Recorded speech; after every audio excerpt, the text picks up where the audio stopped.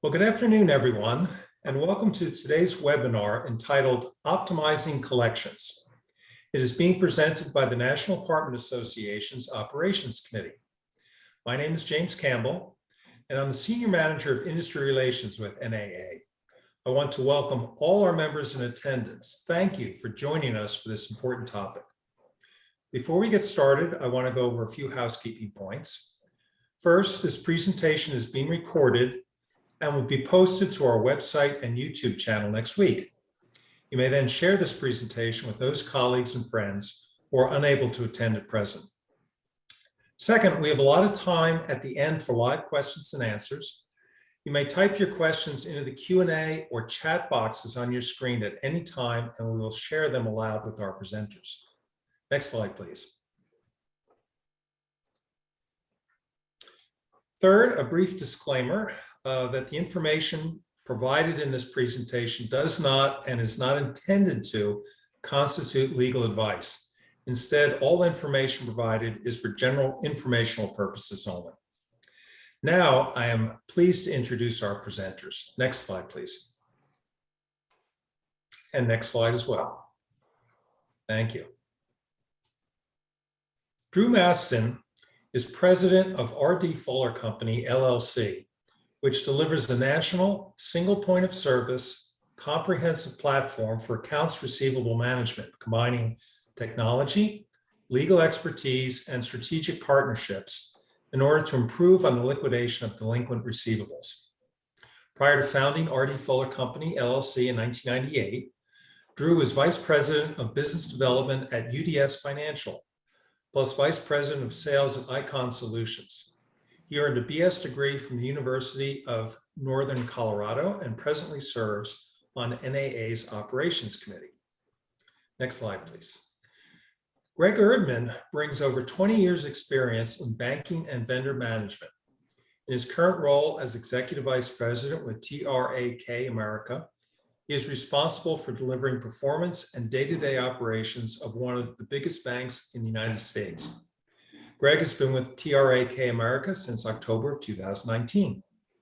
Greg began his career with MBNA, serving in a variety of roles in pre-charge-off collections.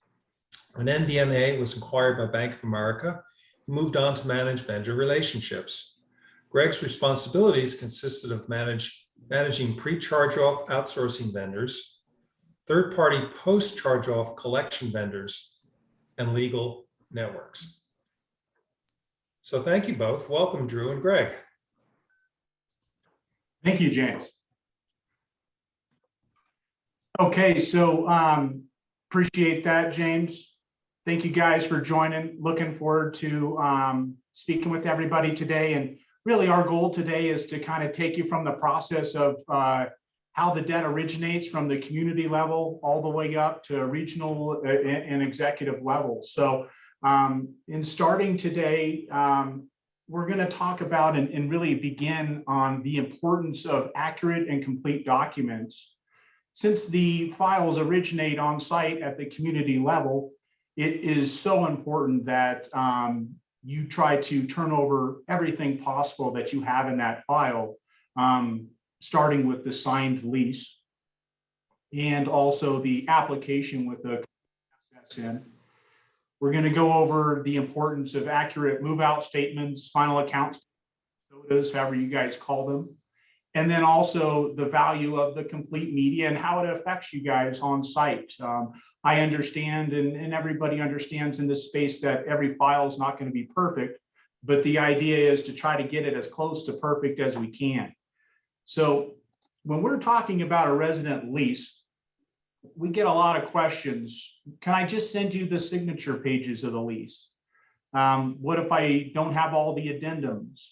And for the collections world, really what we're looking for is just that standard lease. You know, we see them 7 to 9 page leases that are signed by all the appropriate parties. It's not important to send all the addendums. I know how long and lengthy these leases. It's very important to be able to, understand you don't need to attach everything. You don't need to scan everything. You need that initial core lease with good signatures on there. We hear a lot, what if I can't find a fully executed lease? Can we still work the file? And the question is absolutely. You can still turn over the file for collections. You're going to be limited on what you can do with that file, and we'll kind of discuss some of that later on in the presentation. But just for clarification, if you don't have a lease and you want to submit the account, you can still do so. You're just going to be limited in the strategies we can take downstream. Another thing that we're constantly hearing about in the industry and seeing and reviewing is the correct legal name on the lease. That LLC or triple LP or whatever that legal entity is that owns that community, that name needs to be on the lease if you're going to especially be taking a legal approach on a file. That name will become the plaintiff name, and that name has to match. And so it's very important that when you're working these files on site and you're preparing the lease, that legal entity name is correct in there. And then also, did the responsible party sign the lease? Sometimes, you have missing signatures on that lease. So it's just always important to make sure that, hey, that lease has been signed and it's ready to go. And then once again, you just need that core part of the lease, not all the addendums out of the gates. Another great topic is the social security numbers. And I know with the way the industry's going, a lot of states or communities or what have you aren't gathering the socials up front. So in the world of collections, man, that's really a critical and key data point. We're looking for a complete SOC. If you have a SOC that's been redacted and you're sending that over, there's not a whole lot we can do with that. Can you collect without a social security number? We hear that question a lot, I think, in the industry, and we understand that every resident doesn't have a SOC, and you could be inheriting bad paperwork where the previous company might not have entered the SOC, or it didn't transfer over to the new software correctly. And all of that's okay. You can still submit the file for collections. Once again, you're going to be limited in some of the avenues you can take on that file. We're going to look at a case study later on in the presentation that kind of clearly identifies, hey, here's what happens when you don't have a SOC, and you can see kind of the difference in performance. So just for clarification, you can still turn that file over. You're just going to be limited on what we can do with it. A lot of times folks say, hey, what if we have a driver's license? Can we submit the driver's license instead of a SOC? And that really doesn't help either. There's really no way to skip trace or credit report by using a driver's license number. And I've also heard from some of the large software companies in the space. I know I was at a client presentation or a client event and Yardi was there speaking, and they were mentioning, hey, we're going to be moving forward towards future conversations of fingerprint scans or retina scans instead of a SOC. And that sounds neat. And I know that that's going to help big time with identity theft. However, on the collection side, man, if we don't have that SOC, once again, it just makes the job that much more difficult. Accurate move-out statements. So the collection laws have changed recently with Regulation F, and what we're finding is there's going to be a lot more people scrutinizing balances. And so we're trying to partner with everyone in the industry to try to keep everyone safe and protect everyone, and just understanding that when you guys mail out that final notice and then the account is submitted over, that balance that the resident received on their final notice needs to match the balance that A, we received in the extract, and then B, that the agencies and law firms are putting on their initial demand letter. That is something that is a big thing in the space right now. And I think, the CFPB is waiting for people to maybe not match those balances or find errors. So work with your suppliers, your collection agencies, to make sure, hey, this is a very solid balance. This is the same balance that was mailed to the consumer that's going out on that initial demand letter. Yep. Drew, if I jump in for a second. Please. So, the first couple slides in which you're seeing here are the inputs in which we need from you guys to be successful in collections, whether that's using a collection agency that does call to collect, basically, sending a letter, hard mail, sending a letter to the consumer, notifying that consumer that the debt is owed, or just your basic phone calls, along with credit bureau reporting. And so that's what our collection agencies would do. However, there's also a secondary approach of using a legal recovery effort or lawyers across the country to try and collect the debt and take it through the litigation process, obtain a judgment, and collect through either wage garn or bank garns. So there's different strategies in which we can take to help recover the funds in which we're not paid back to your offices. But the first couple slides here in which Drew are going through are really where you can help us be successful. And with that is, again, the lease in which he went through. We're looking at those leases, one, to make sure that it was provided. So Yardi or whatever back-end provider in which you use provides that to us and that it's available. Two, has the lease been signed? That's something in which we look at is important. But specifically for legal recovery, we are going to use that lease document within the exhibits of the case in which our lawyers are submitting to the court, so that they to show evidence that the defendant did in fact owe the debt. And lastly, and this might be small in some of your minds, but super important as we're taking accurate documents to court, is that we have all of the pages of the lease. Again, as Drew stated, if we don't have the lease, there's other collection efforts. We don't have to take it through a legal effort. We can use collection agencies to call it. And that collection agency approach is successful, does not liquidate. We'll get into some of the performance aspects later. And then the move out statement on the slide in which Drew's here. The move out statement has become more critical to us since December 1st of last year. The CFPB, one of the governing bodies that oversees the collection industry, came out with new Regulation F rules. And within that rule, when you place the account with us or ask us to assist you with collections, our collection agencies first need to notify the consumer that the account's been placed in their office. So they have to tell, send Joe Smith a letter stating that your account is within our collection agency office. And to do that, what they send is a model validation notice, or previously known as the IDL, initial demand letter. Within that initial demand letter, or MVN, it is now, since December 1st, critical that we itemize the balance for that consumer so they can see what the balance was at the time of move out, any debits or credits that have occurred, and what is the balance that we're currently collecting on. And so we need to tie that original balance, which comes off the move out statement, to the balance in which we're utilizing for collection efforts today.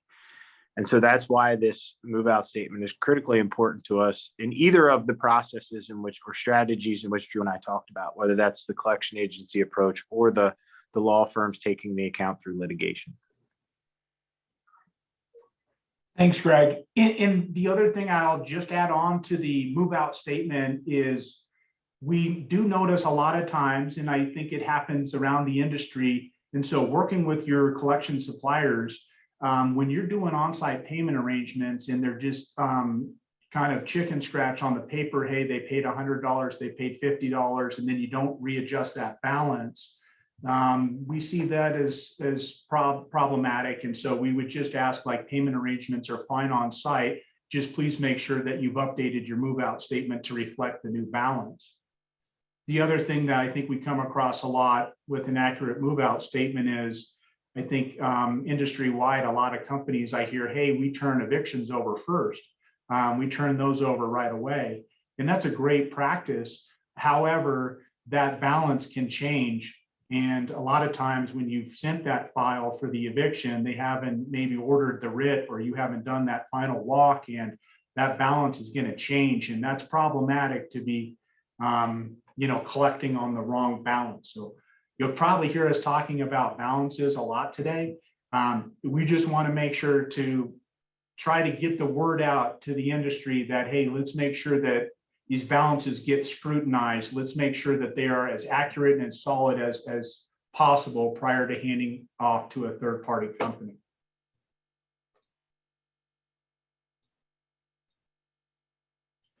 How turning over incomplete and inaccurate information affects your recoveries.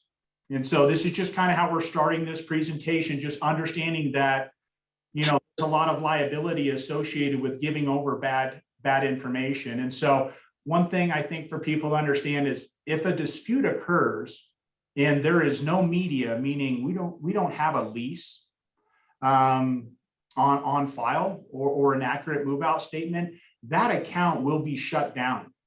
And that goes across the boards for any agency. It doesn't really matter who you're working with. Those are really going to be best practices.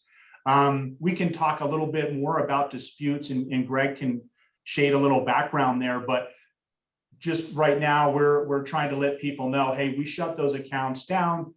There's just more liability associated than anything good. If an agency doesn't have an SSN and ends up contacting the wrong consumer, that is a violation. And, you know, that is a potential when you don't have an SSN and you're kind of in no man's land. You think you're contacting the right person. It's so consumer friendly anymore that really there's a bunch of attorneys and people that are just waiting for you to make the wrong mistake. And so we're just hoping that today we're trying to help you guys avoid these types of mistakes and pitfalls. Here we are again talking about the inaccurate balance on the move out statement. We see a lot of minors come over. You know, we understand they're logged into the system, but you know, sometimes they come over in the extract, and so it's just really important to understand you can't collect on a minor. So we have to immediately shut those accounts down and then just make sure and verify, hey, we have all the right parties that have signed this lease. Credit reporting, I think everybody from the community side just kind of assumes, hey, I sent it to collections, it's on their credit. And that's just really not the case. There's a certain amount of days that you have until you can even report it to the Bureau. And before you can do that, you have to have a valid SOCH. And so you just know when you're building the file on site, if you don't have a SOCH, you know that is never going to be reported. It's never going to affect their credit. Just the way that, you know, it works out there. But however, when an account is complete and we do have a good SSN, an accurate move out statement, man, we can credit report. And, you know, you can ultimately, you know, use a legal strategy on a higher balance account that might not be performing with an agency. And so that's an option when everything's complete. So that's, once again, everything's originated on site. You guys are building these files on site. You're dealing with lots of residents. You might have just taken over the site and everything's not there. So we're just trying to help you guys understand, get us what you can, and then understand what the strategies on the back end are going to be a little bit different depending upon what the file looks like when we receive that, or any supplier receives that. Common pitfalls, I think it's always important to try to cover. Takeovers. We understand these communities are changing hands and they're moving from property management company to property management company. And there's also a lot of folks purchasing these assets. And so we want to try to talk about those collection accounts during that takeover. Disputes, man, we see a lot of these, and I think everybody in this space sees a lot of these, and we're going to try to teach and help you guys understand why it's so important to have a great relationship with your collection supplier and kind of understand what that process looks like so that you're not exposing yourself to any unnecessary liabilities. Yeah, Drew, if I could jump Please. in on disputes. I know some of you are probably saying, well, why are there so many disputes? We're so transparent along the way. We're sending documents from, you know, the move out statement to various things in which we show how the balance has been adjusted over time. and certainly how the eviction process may have run prior to that. One of the reasons is that on that initial demand letter or model validation notice that we send, or that we're required to send, whether again at a collection agency or at a law firm, so for instance, the letter starts out by saying, your account has been placed with Greg Erdman law firm with the attempt to collect the debt. The second paragraph of that letter is a required paragraph within the regulation that essentially gives the consumer 30 days to dispute the debt. And so they can dispute any part of the debt or the entire debt.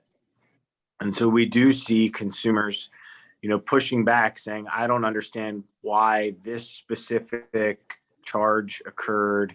Why was this penalty put into place? And those are answers in which we're required to get back to the consumer. A lot of times, whether it be RDF or the agency in which has it, through the documents in which you've previously supplied, can answer those questions. And that's why those documents are critically important. There are times in which, Drew's group or my group are coming back to you and saying, listen, we need a little bit more evidence to prove this up. And so we can give the customer or the consumer the proper response. However, Drew did say it right. Unfortunately, if we can't support our response to the consumer, we do have to pull that account out of a collection effort, whether it be both collection agency or legal at the time, because we are required to give those consumers the answers to their questions. Perfect. On-site payment arrangements, I think I mentioned this earlier. We'll just talk about it a little more, because I do know how many communities do attempt to try to collect on-site, and I think it's important that everybody's trying to work from the same playbook. And then also inconclusive background checks. There's a reason you guys screen these residents up front. Sometimes they might come back inconclusive, and then you're passing them off for collection efforts, and those can become liability for everybody involved, because now we could end up potentially collecting on the wrong person. So once again, just some common pitfalls we'll jump in to on the takeovers. What we try to do, and I think just a great rule industry-wide for all collection suppliers, owners, and managers, is when you're losing an asset, it's kind of becomes that foggy gray area on those 30 days right up to closing, or that asset changing hands. A couple things, we're really asking to take place that really would help out everybody is we don't take over any files in that 30-day lag, because people a lot of times say, hey, these forgot to get turned over to the previous company. And now since it's changed hands, you guys are new, we've never worked with you. Here comes a pot of liability. And then they dump you over a pot of files that some other company has, and they're working as well. And so it's just kind of a good idea across the industry to say, hey, when something changes hands, leave it there and leave it with them, and only take collection files from the close date or the date that the new property management company takes over. That way there's no, oh man, I'm not sure, I don't think they turned it over, but let me give it to you anyways, and can you find out? And you don't want to play that game. So it's just a very simple rule to just draw that line in the sand and only take over the files once that deal is closed. Another big problem I see and hear about in the industry is, hey, this account is closed. That company doesn't, that community sold and it doesn't exist anymore. Well, where do we send the payments now? And so it's very important for the clients to try to work directly with your suppliers to say, hey guys, we're losing this asset, and here's the new company, but most importantly, here's where to send the money.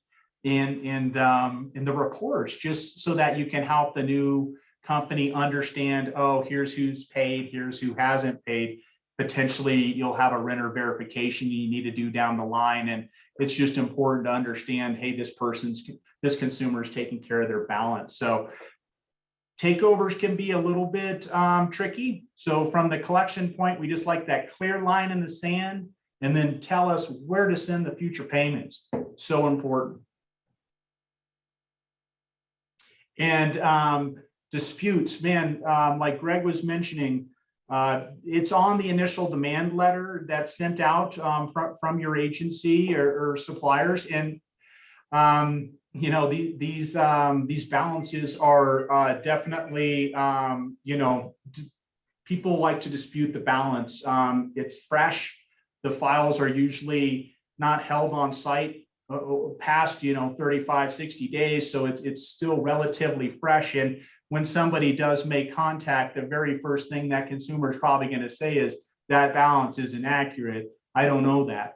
And they charged me, they overcharged me, they didn't do this, they didn't do that. And so having the rep, the collector with that documentation in front of them, boom, they can put those types of scenarios out quickly, where if they don't have all of that necessary information and the consumer's disputing it, man, that becomes liability. And I know the clock starts, and I believe you have 45 days from that initial dispute to actually get the necessary documentation back. So just to understand from the community level, when that dispute happens and your agency or supplier is reaching out saying, hey, do you have a signed lease?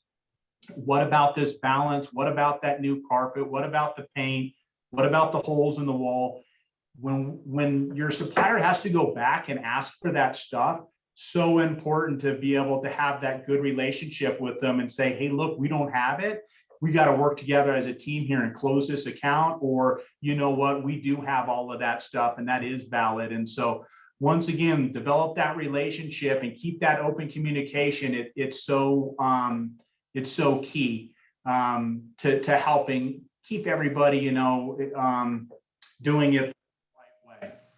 Yeah, look, 98% of the time, the disputes that come in are either a stall tactic or a last effort to try and see if they can pay back something less than what you guys have communicated that they owe. And the reality is that you guys all of you do a very nice job of documenting and evidencing everything that's for the consumer while it's in, you know, at your location. The big thing here is just, and the message here is, the more you can provide us from that documentation up front, and we already have it, the quicker we can work through this. Because most of the time, if not all of the time, you have everything we need. It's well documented. We just need to get our hands on it so we can prove it to the consumers, so that we can keep it in the collection efforts and continue down the path of returning your money back to you. And so that's just the biggest part of disputes. I do see 2 questions in the queue. There is a question about, can we get a copy of these slides? And I think James will cover that at the end. This is being recorded. It will be put up on the website, and then I'll let him answer at the end to where you can find the slides. And then there's a second question, which, when the account is placed for collections, isn't necessarily needed, nor do we send any disclosures like this, but it's a disclosure such as, do we need to include the CFPP statement in our final move-out letters to the resident? We understand that the unexpected financial burden of the global COVID pandemic has affected us in many ways. You may be eligible for temporary protection. Drew, I don't know if you can speak to that question, because that mainly sounds like it's happening on the front end of the process while it's still at the property management groups. But when the account does come through for collections, that's not something in which we need. So I see a lot of you are starting to submit some more questions. We do encourage that, and I'll try and hit them as we go throughout the presentation. Thank you, Greg. On-site payment plans. So, you know, we're seeing the world change a little bit with on-site payments. There are people that are using a first-party approach where, you know, the assistant manager or manager might not be tracking those payments, and we do understand that and can help with that. But typically what you see is that the communities hold these files for at least 35 days. And you know, you have to, I mean, and everybody realizes that those first 35 days, if you have sent the account over to an agency and that agency is reaching out to that consumer they're probably not going to take your call as fast as they're going to take the call where the debt was originated. So we understand that communities have a better chance of speaking to the consumers right out of the gates. They know you. Maybe it didn't go well in you're not even getting along and you don't want to talk. They'll still return your call faster. So I think what we have noticed is, and we encourage those on-site payments, it's just making sure that those are being updated on the move out statement. So many times we see handwritten payment arrangements, and then we're trying to figure out what the balance is. And so it's just it's a great idea. If you do have payment arrangements that you want to work on, we can even help with templates, just to get them to sign that payment arrangement template so that you understand, hey, if you default on this, what's going to happen. And then, you understand that when somebody defaults and you're trying to establish a payment with them right after they just defaulted from your community, if they had the money, they would still be in the community. So they typically need to do monthly installments. And so that is something that, maybe from a property management perspective, it's, hey, you have 3 months to pay this in full, or, you don't want to set up a year payment plan of $100 because managing those payment plans and calling and setting reminders and handling NSFs, that's now you're taking on a probably more than you really wanted to handle in the first place. So once again, we encourage on-site payment arrangements. We know that you have better rapport with these folks than any collection supplier is going to have. We're just asking that, hey, you would document it properly and have that revised move out statement. And then most importantly, once it is passed off to the agency, that nobody on site's also taking a payment. We have scenarios a lot, all these calls are recorded. And so when the consumer calls and they're speaking to a collector and then they say, I don't want to pay them. And then they call the community and say, I'm just going to pay the community. And then the community takes the payment and fails to notify the agency. Now you've set yourself up for liability. So once again, it's so important to have a great relationship with your collection supplier so that you can notify them and tell them, hey guys, we're double collecting on an account. I want to make sure nobody gets in trouble here. And so we just wanted to mention that. We wanted to let you guys know we encourage on-site payments. They're going to pay you. They're going to want to pay you. Just make sure that it's accurate. And then once it is turned over, no more communication. You just simply direct all of those folks, to whoever your collection supplier is.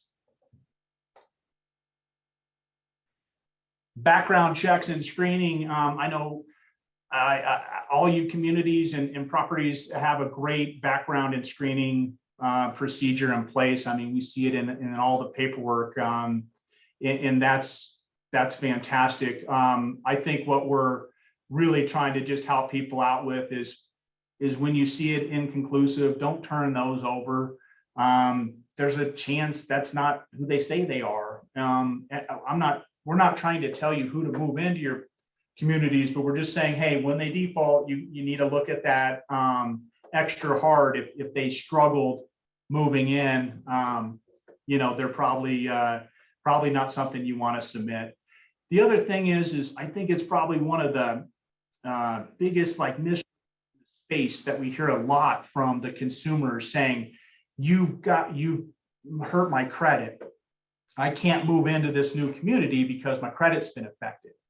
And it certainly could be affected from an agency. But I think what is that that the consumers don't understand is that there's the rental history database, and then your Experian credit reporting history. So that rental database, that's all connected through your verification, your rent screening. Rent bureau is a big one that I hear a lot of.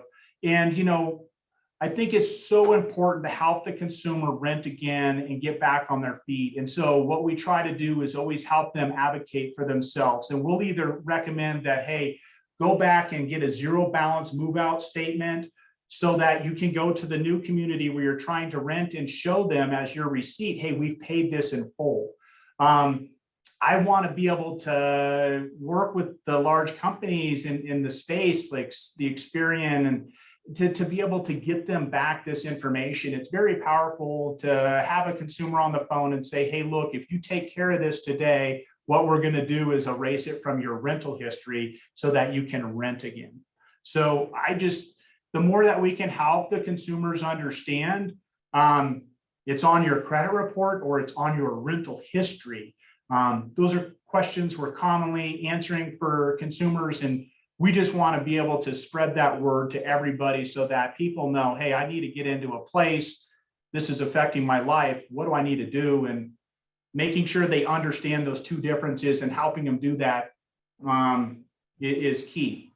So that's background checks and screening. And then this is the part of the presentation where I know we've discussed a lot about what this documentation should look like on site, and understanding that it's always, it's never perfect. And we're always striving to get it to be and look perfect, but you're not always dealing with, and you're inheriting other companies' problems along the way. So this is when we're saying, hey, look, if you have great data and you've done a really good job at building that file and everything's accurate, this is where I'll let Greg take over and kind of start to understand so that you guys can see.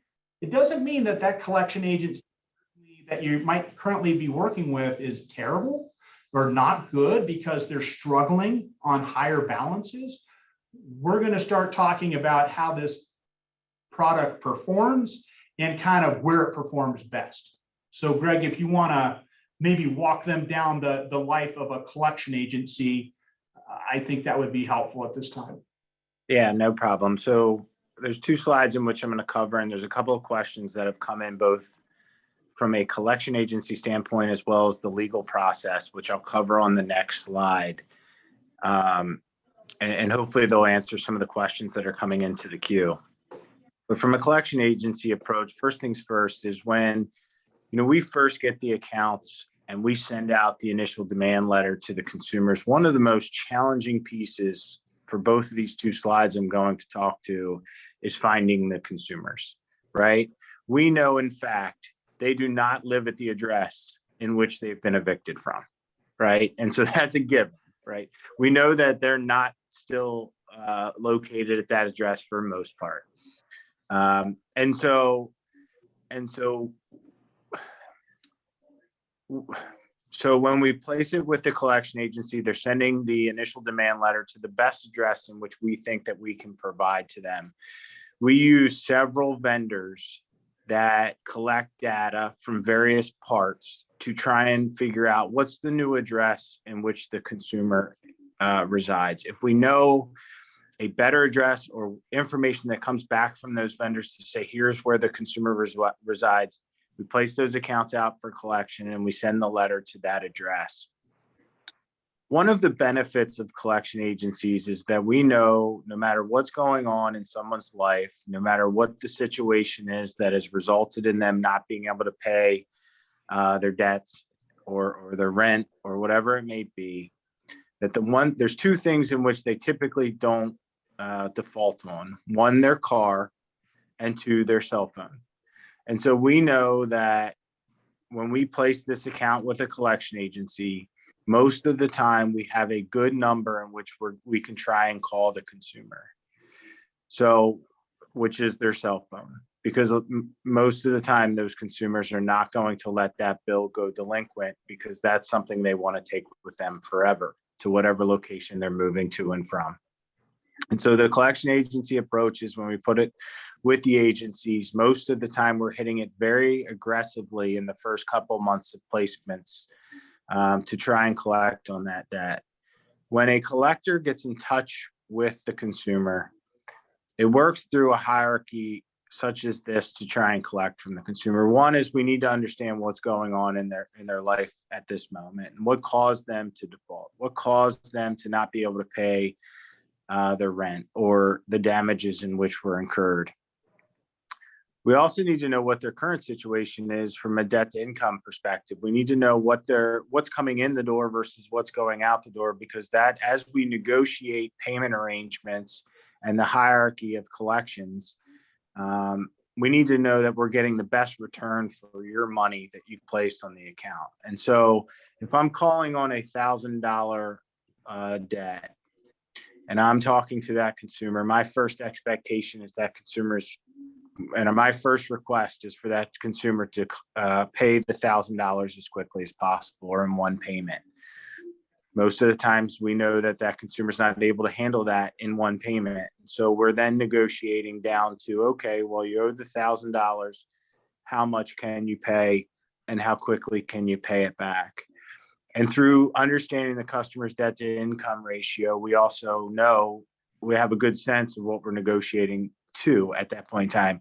There are consumers that can't pay the full debt back. There's some of you out and on this call that give us the abilities to work with the consumer to pay back something less than they might owe in full, whether that's an 80, 90% settlement over a given number of months. That would be the third or the fourth layer of the hierarchy, the payment hierarchy that our collectors are utilizing. And then lastly, if the customer isn't committing to anything, we're trying to get something from the consumer to pay back, whether that's $20, $30, $50 in one payment, because we know once that consumer makes one payment, they're then most of the time invested. They don't want that $50 to go to waste. They want that to go towards something where they can resolve this debt into completion. And so that's the hierarchy that's done at a collection agency. That's what we teach. Certainly with collection agencies, there's a lot of disclosures, there's authentication, there's a lot of things that are involved from a technical piece, and we are monitoring those to making sure that they're meeting all the state and regulation rules, for those collection attempts. Skip tracing, again, is very important. Again, if we don't have a good cell phone number, we're constantly looking for the next best number or the best address to contact that consumer. Because if we are able to get an updated address, but we're unsuccessful with collection agency approach, we then are able to pass that on if we decide, or if you decide that legal is going to be the strategy in which you want to use.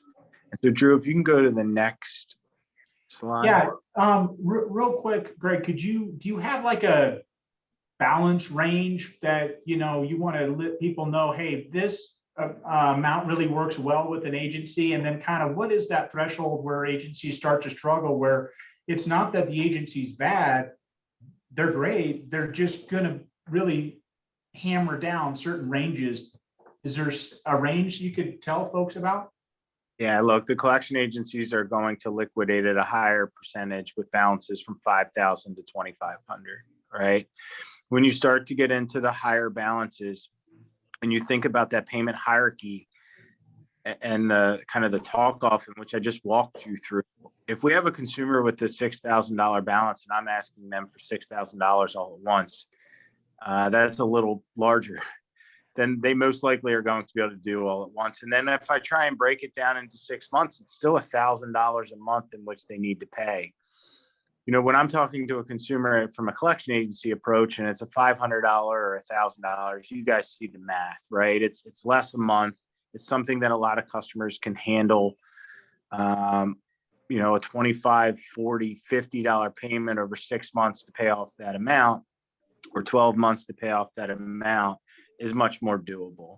And so from a collection agency approach, when all I'm doing is calling to collect and I don't have other collection abilities other than really my negotiation with the consumer, those lower balances typically do liquidate much better than a higher balance account. And so, Drew, if you go to the next slide, I want to talk a little bit about legal recovery. And so, no matter what your strategy is, whether you're comfortable with this or not comfortable with this, I think it's important that you know that this is a heavy regulated space. And when you sign on with your supplier, it's our obligation to making sure that they're meeting the laws, rules, and regs that are required. And so the way legal recovery works, and I do encourage a collection agency approach at first prior to legal, because you are trying to talk to those consumers where their situation may have changed, and you're able to do that without expending the cost of a lawsuit. And so collection agency is a good upfront strategy prior to placing it into legal. But the reality is that legal is going to liquidate over a longer period of time at a much higher rate than just using a collection agency approach. And so the way legal works is the account is placed with an attorney in the state in which the consumer now resides. And so for instance, we would place that account out. If the consumer is now in Ohio, we're placing it with an Ohio attorney who would then send that initial demand letter or that model validation notice to inform the consumer that it's with an attorney. Mind you, that letter that goes out to the consumer is stamped by an attorney. And so, getting an initial demand letter from an attorney looks a lot different than an initial demand letter that comes from a collection agency, because it does have the attorney's name on the letter and on the outside of the envelope. And so there's a higher probability that it's opened, read, and dealt with at the time they received that letter. And so that is one of the advantages of an attorney getting this without even having to sue the account. After the letter is sent out, we are then gathering all of the documents in which you've provided, the move-out statement, the lease. We're preparing an affidavit, and we're getting ready for litigation. If the consumer hasn't paid within 35 days or has not disputed the debt, our attorneys then will file suit against the consumer, which when you file suit in certain states, notification is sent out to the consumer by the court to notify them that a lawsuit has taken place. But it is still the obligation of our attorneys to ensure that that consumer knows that they've been sued. And that's called the process service, section of litigation, or the service part. This is one of the biggest advantages of legal. This is where process servers go out and give the consumer the lawsuit, essentially saying you've been served. This is when it really becomes, the legal process really becomes real to that specific consumer or debtor, because they then now do know that they have to take some course of action, whether it be calling the lawyer to make payments or preparing themselves for the lawsuit. About 60% of the customers decide either to represent themselves, or they do try and call into our offices to handle that debt. Only a small portion of these consumers are hiring their own counsel and working this process through to the end. If the consumer doesn't pay at time of process service, they have the ability to answer the lawsuit within the court. If they don't answer the lawsuit within the court saying they want to provide any defense, that account can then go to a default judgment, in which our attorneys will use your supporting evidence, all of the documentation, and we'll file for judgment. And then this is why we do legal. This is where the benefit of long-term legal comes in. You now have your judgment, depending on the state. And again, different states have different rules. But in those states, you can bank garnish and you can wage garnish. And so those are two advantages that you don't get with a collection agency. You do have two involuntary ways of collections. And so that is one of the benefits. And when you think about bank garnishment, sometimes it scares different clients because they don't want you swiping someone's account. Remember that with a bank garnishment, that a notification is sent to the consumer along with their account being froze. Once that happens, the consumer then, in most of the situations, will call the attorney and try and work out a payment arrangement because they don't want the account to be swiped for funds. And so anyway, that's hopefully that gave a good insight into the how collection agencies work as well as legal recovery. Drew, did I miss anything?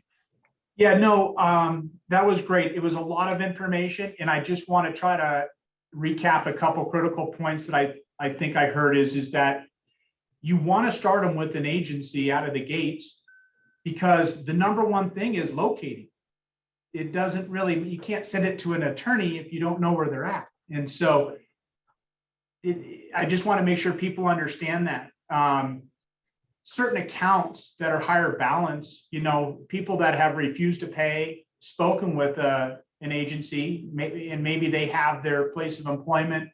Those things are going to help. And I know with COVID, man, we have certainly seen in our office, these balances are getting larger.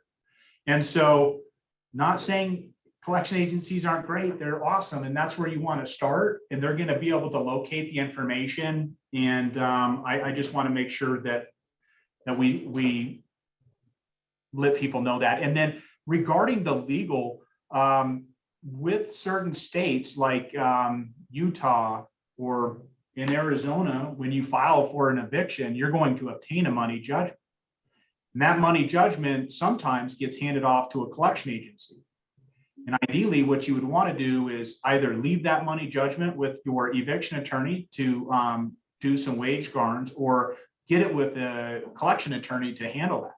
And so, there's 3 buckets when any account defaults from your community. It's a skip, damage, or an eviction. So those evictions, they get treated a little bit differently in some states.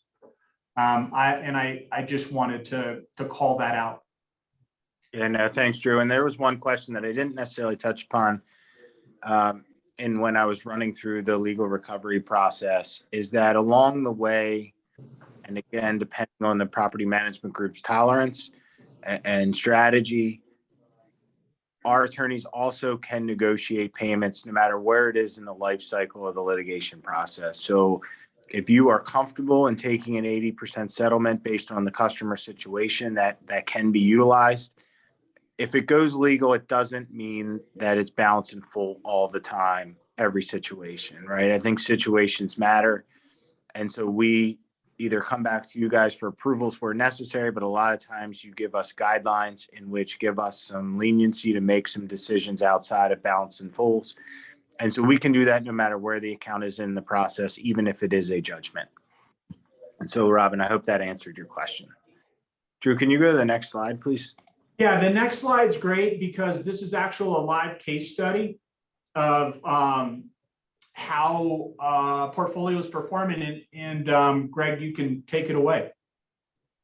Yeah, look, what you see within a collection agency is ultimately the blue line, right?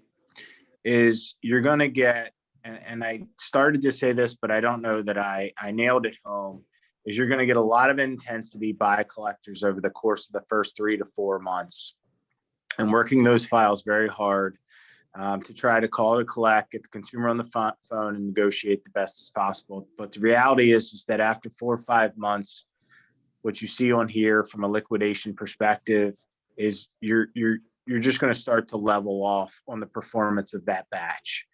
And so this is what we were explaining why collection agency works, because you can get 3 to 4% liquidation upfront without having to expend the cost. But the green line really is to show you the advantages of legal after that point. So the collection agency's done all it can by a letter and by a phone call.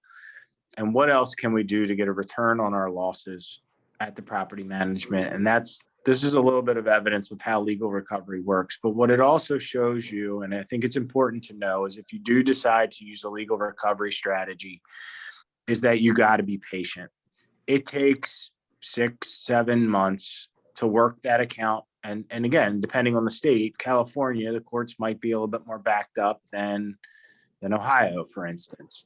So you have to be patient, but what you'll see through a liquidation curve is that you'll get an early pop from legal, then it'll level off while the account's going through the suit process. You'll get a little bit of a lift during the service, and then most of your money, and you see the sharp spike at the end, most of your money will come in post-judgment as you look for employer information and banking information. Or if the customer then is looking to rent another place, they have to satisfy this debt, or those 3 for the most part. And so this just gives you a little look at what the curve is. This isn't a fake curve. This is a real life curve of what you would see through a 2-pronged strategy of using collection agency upfront along with legal for those accounts that are eligible or make sense to go through litigation. And then Drew, if you go to last slide. Yeah, Greg, I just want to touch on something really quick because I think you made a great point. And legal is not for everybody. Every client doesn't necessarily want to take a legal approach. However, there are plenty that do. And I think where I just want to make sure people understand is a collection agency, they're going to get a majority of their money in day like 1 to day 90, maybe 120, where once, and I'm talking about a payment arrangement. So the collection agencies are typically going to get a majority of your money collected in a much faster time frame. A judgment typically liquidates over 60 months. So you're looking at a 5-year payment plan. And it starts to build a real annuity. So clients that have deployed a large legal strategy, their monthly collections are very steady, where the agencies go like this because that's really dictated by the volume that's been dumped in the previous months. So I just wanted to add that on there. Here is a client case study when we can really start looking at some data and some numbers. And, this is going to show you guys how accounts liquidate at a balance range. Because so many times in this space, you hear, oh, we get 30%. Now we get 40%.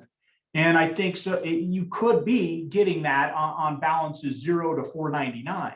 But man, when you're looking at a $5,000 balance range or $3,000 balance range, it's far from that. And so I think this slide here is so important because these are two clients case study that have similar portfolios lined up with similar side-by-side assets and meaning asset grade and state. And look at how much different they perform here. So I'll let Greg take over, but it's interesting to always kind of understand from where we started this presentation to perfecting those documents. Look at the difference when one client had great documents and the other client maybe didn't have such good documents. Yeah, so the differentiating numbers are really in the percentages. So if you look at the percentage columns, those are really where you're going to see the difference between client A and client B. And client A has a little bit of a larger portfolio. So you can see from the placed dollars in the 4th row to the left that they've placed, approximately 20 million versus the 11 million for client B. So the numbers are a little bit different because of the volumes, but from a percentage wise, that shows you, the client A, and the reason that we put this slide in here, because this is a true life situation where client A has been able to provide us upfront with the documents in which we need, to be successful in the collection agency. And I say collection agency because any disputes we were able to handle and keep those accounts in the collection channel to continue to collect. And then, of course, from legal recovery, because we do use both the lease and the move out statement as attachments to the lawsuits. And so that's made us successful. But these are two real life examples. When you look kind of in the middle of the page, the payer rate, what that means is 20 and client A perspective, 29.24 of the consumers that have been placed have made at least one payment. And so that's a unique payer rate to say, 30%, so 1 in 3 or 3 in 10 consumers that you place will make at least one payment. Liquidation is really what I focus on the most because it basically says, and an example here is if you've placed $100 to us as an account balance, we've returned 12.39% of that, or 14.47% of that. So almost $15 of the $100 you placed, we've been able to return. And remember, if you look at the size of this portfolio, $20 million have been placed in this example, and 2.9, almost $3 million have been returned as collections. It nets it down for you, but a little bit of the underworking of how it works is these are some of the input numbers in which I look at on the far right-hand side. How many of the total portfolio accounts have we sued? Once we sue it, what percent do we get to judgment? And so that's 60%. That's 66.26% accounts we were able to get to judgments of the ones we sued for client A is huge. And for the documents in which we weren't able to get for client B, we were only able to transition those sued accounts to judgments on 38% of the accounts in which we sued. So that's a critical input number, especially when I tell you the benefits of post-judgment collections with wage and bank and other different things in which you have in place to collect on a judgment. So this is just a little bit of the detail of the slides, but a story of client A that's very good with documentation provided at the time of placement versus client B that wasn't as good. Drew, anything else on that slide? You good? Yeah, no, I think the only thing I would look at is, 35%, 35.36% of those files in client A were selected for a legal strategy and 16% on client B. And so that's really the documentation.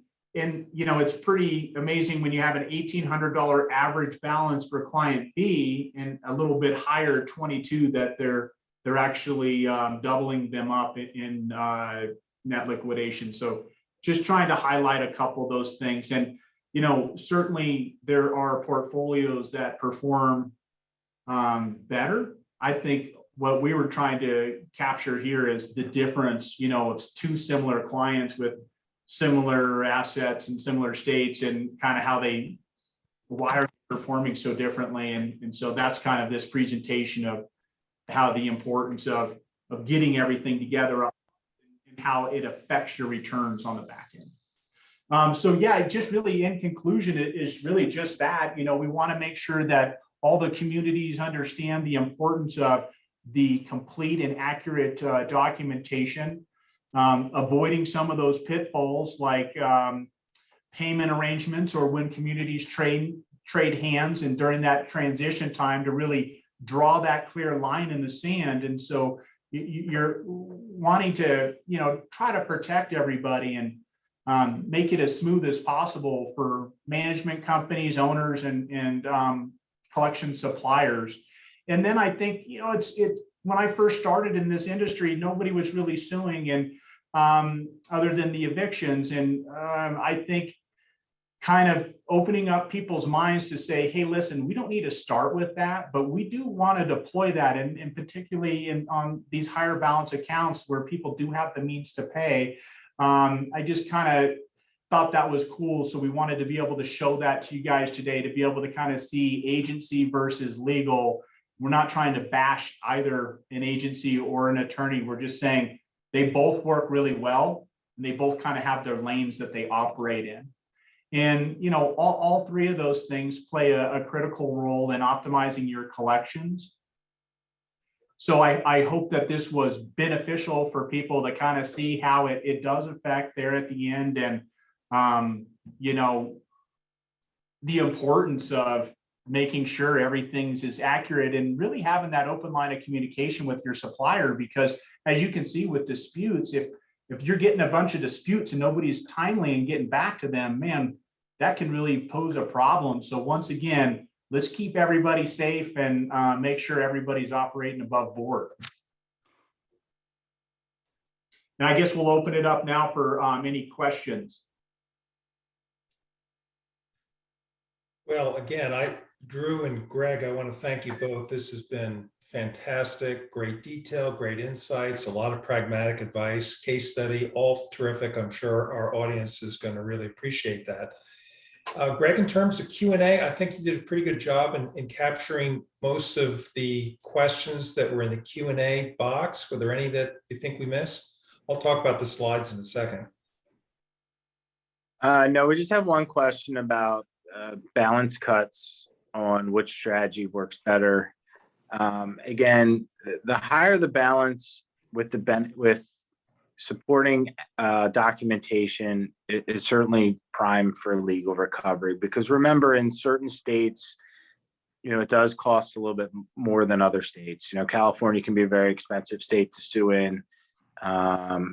Virginia doesn't cost quite as much to sue. So there are some factors in legal recovery that you guys have to be aware of. And I didn't touch too much on the cost piece of it. But essentially, once we do get a judgment, we can tie on the cost amount that it costs to sue onto the balance that's owed by the consumer. So we can recover it, but it does cost money up front. And there's some workings with how we pay that back and how that's kind of built into the payment hierarchy of the return of investment back to your offices. So, does it make sense to take a $200 lawsuit to California court? Probably not. And that's probably one in which is more benefit for collection agency. So that's the answer to the first part of your question around balance cut. The second part of the questions really is the only differentiator for speed to service or speed to suit, the documentation. Yes, the speed to suit is really heavily weighted on documentation, but the other biggest factor in this industry, and I said it early, is making sure that we can find the consumer. So if you guys learn of any updated address where the consumer has moved to post information, post eviction or post leaving their houses in which they resided at the property management group, that information is super helpful. So if there's anything else that you can provide as far as giving us leads towards new addresses, that will make the speed to service, speed to suit much quicker as well. Excellent. We've got one other question, but in terms of the slides and contact information, Drew, I believe in your slide deck, the very last slide has your contact information. So in terms of anyone wants a copy of Drew's deck, you're certainly welcome to email him directly. But to Greg's point, this whole presentation is being recorded and it'll be posted both to our website and our YouTube channel. So you can certainly always make a note of any individual slide. And again, the contact information is there as well. So it looks like there's maybe we have time for one last question. Ivani just asked, if I have a potential person apply for an apartment and the person says they have an abandonment, but they talked to rental office and they still gave abandonment, what could I tell them to do?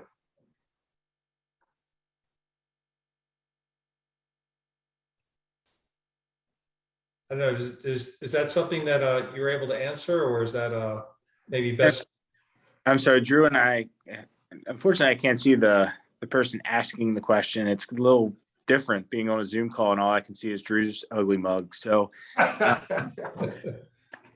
I'm sorry, can you repeat the question? I don't know that. If you'd like to read it, it's in the Q&A. It's the very last question from Ivani.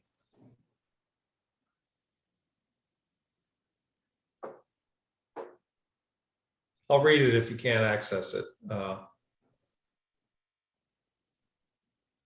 Yeah, I can't access it, but I would tell you, please feel free to reach out to me via email or call me. I'd be happy to answer that question or talk to you later. Okay, Yeah, terrific. Out to Drew, and I'm happy to Drew can also copy me on the question. I don't fully understand what they're asking here and how they're tying it in. So happy to follow up with that. All right. Yeah, please follow up.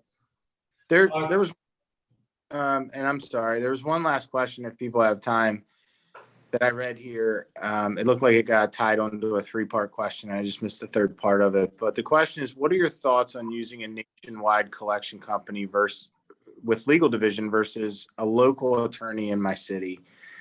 And what I think that comes down to is the size and how much you want to manage it all on your own. And so, meaning the size and volume in which you're looking to do this. So if you're only planning on placing one account with an agency or managing one account or a handful of accounts, that probably is something that you can do on your own if your portfolio is that small. But when you think about your internal size and what the people are's responsibility at your office, when you start putting, 10s, 20s, hundreds, or thousands of accounts through a collection process, there's a lot more expense internally for you to do it that way. And it's also probably not something you specialize in. And if hopefully through our communication today between Drew and I, we've been able to show you that we are experts in this side of the house and this part of the business. And so if you're looking to put sizable flow through or something more than you think you can manage on your own, I would recommend that you look for the nationwide approach. Well, that's all. That's excellent. I really appreciate it, Drew and Greg. And again, if you've got further questions, Drew's contact information is right there. And he's very graciously agreed to answer any questions to the best that he can. So on behalf of all of us at NAA, we want to thank our two presenters. This has been really terrific. I'm sure you found it useful for your end.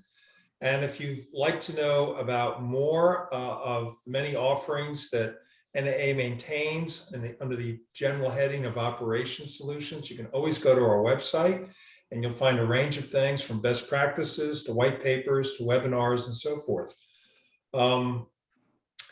And of course, if you've liked today's webinar and want to review this or share this or review any of the other webinars that we have, you can always go to our YouTube channel and you'll see that there. So again, I wish to thank everybody for participating. I want to thank Drew and Greg for a terrific presentation. I want to thank our members for signing in and staying with us. And we value membership. We appreciate your attendance. And we wish you all to have a great afternoon. Awesome.